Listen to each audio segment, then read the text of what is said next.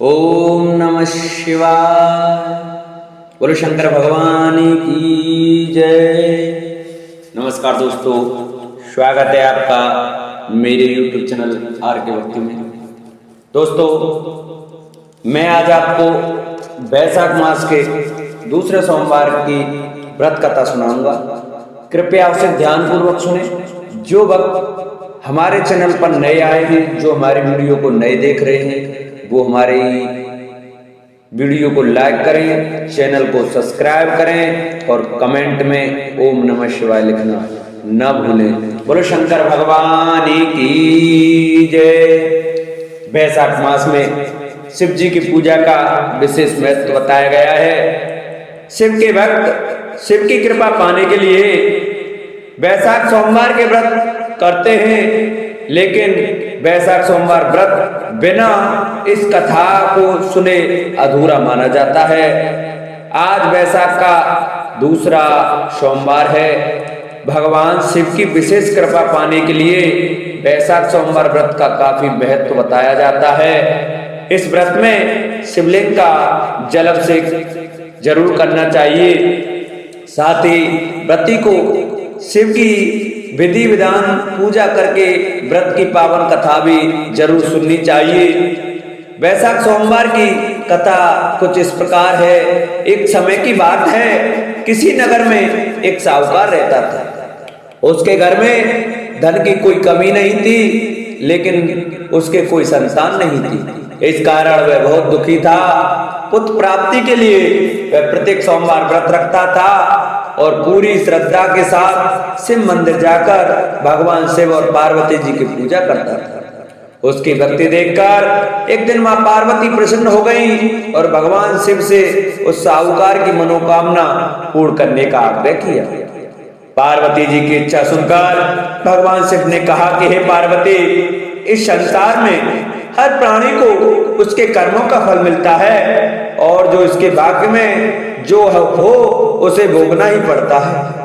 लेकिन पार्वती जी ने साहूकार की भक्ति का मान रखने के लिए उसकी मनोकामना पूर्ण करने की इच्छा जताई। माता पार्वती के आग्रह पर शिव जी ने साहूकार को पुत्र प्राप्ति का वरदान तो दिया, लेकिन साथ ही यह भी कहा कि उस बालक की आयु केवल 12 वर्ष होगी।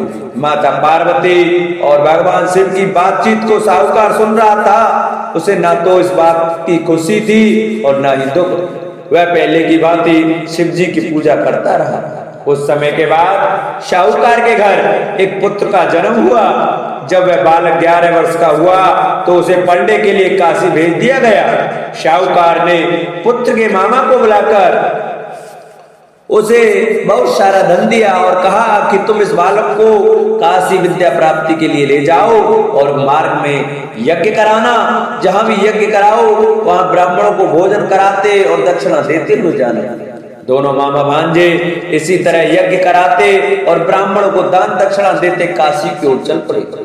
रात में एक नगर पड़ा जहां नगर के राजा की कन्या का विवाह था, लेकिन जिस राजकुमार से उसका विवाह होना था वह एक आंख से काना था।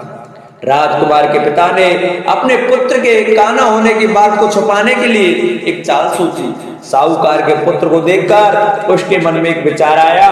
उसने सोचा, क्यों ना इस लड़के को दूल्हा बनाकर राजकुमारी से विवाह करा दूं। विवाह के बाद इसको धन देकर विदा कर दूंगा और राजकुमारी को अपने नगर ले जाऊंगा। लड़के को दूल्हे के वस्त्र पहनाकर राजकुमारी से विवाह करा दिया गया, लेकिन साहूकार का पुत्र ईमानदार था। उसे यह बात न्याय संगत नहीं लगी। उसने अवसर पाकर राजकुमारी की चुन्नी के पल्ले पर लिखा कि तुम्हारा विवाह तो मेरे साथ हुआ है, लेकिन जिस राजकुमार के संग तुम्हें भेजा जाएगा वह एक आंख से काना है। मैं तो काशी पढ़ने जा रहा हूँ। जब राजकुमारी ने चुन्नी पर लिखी बातें पढ़ी तो उसने अपने माता पिता को यह बात बताई। राजा ने अपनी पुत्री को विदा नहीं किया, जिससे बारात वापस चली गई। दूसरी ओर साहूकार का लड़का और उसका मामा काशी पहुंचे और वहां जाकर उन्होंने यज्ञ किया। जिस लड़के की आयु 12 वर्ष की हुई उसी दिन यज्ञ रखा गया, लड़के ने अपने मामा से कहा मेरी तबीयत कुछ ठीक नहीं है। मामा ने कहा कि तुम अंदर जाकर सो जाओ। शिव जी के वरदानुसार कुछ ही देर में उस बालक के प्राण निकल गए। मृत मांझे को देख उसके मामा ने विलाप शुरू किया। संयोगवश उसी समय शिव जी और माता पार्वती जी उधर से जा रही थी। पार्वती जी ने भगवान से कहा स्वामी मुझे इसके रोने के स्वर सहन नहीं हो रहा, आप इस व्यक्ति के कष्ट को अवश्य दूर करें। जब शिव जी मृत बालक के समीप गए तो वे बोले कि उसी साहूकार का पुत्र है जिसे मैंने 12 वर्ष की आयु का वरदान दिया था। अब इसकी आयु पूरी हो चुकी है, लेकिन मातृभाव से विभोर माता पार्वती ने कहा कि हे महादेव आप इस बालक को और आयु देने की कृपा करें, अन्यथा इसके वियोग में इसके माता पिता भी तड़प तड़प कर मर जाएंगे। माता पार्वती के आग्रह पर भगवान शिव ने उस लड़के को जीवित होने का वरदान दिया। शिव जी की कृपा से वह लड़का जीवित हो गया। शिक्षा समाप्त करके लड़का मामा के साथ अपने नगर की ओर चल दिया। दोनों चलते हुए उस नगर में पहुंचे जहां उसका विवाह हुआ था। उस नगर में भी उन्होंने यज्ञ का आयोजन किया। उस लड़के के ससुर ने उसे पहचान लिया और महल में ले जाकर उसकी खातिरदारी की और अपनी पुत्री को विदा किया। इधर साहूकार और उसकी पत्नी भूखे प्यासे रहकर बेटे की प्रतिज्ञा कर रहे थे। उन्होंने प्रण कर रखा था कि यदि उन्हें अपने बेटे की मृत्यु का समाचार मिला तो वे भी प्राण त्याग देंगे, परंतु अपने बेटे के जीवित होने का समाचार पाकर वह बेहद प्रसन्न हुए।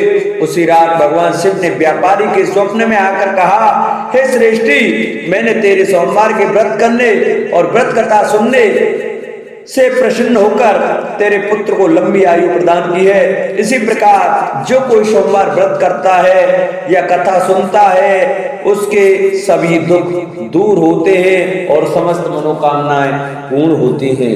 बोलो शंकर भगवान की जय। जिन भक्तों को हमारी वीडियो अच्छी लगी हो वो हमारी वीडियो को ज्यादा से ज्यादा शेयर करें, चैनल को सब्सक्राइब करें, वीडियो को लाइक करें और कमेंट में ओम नमः शिवाय तो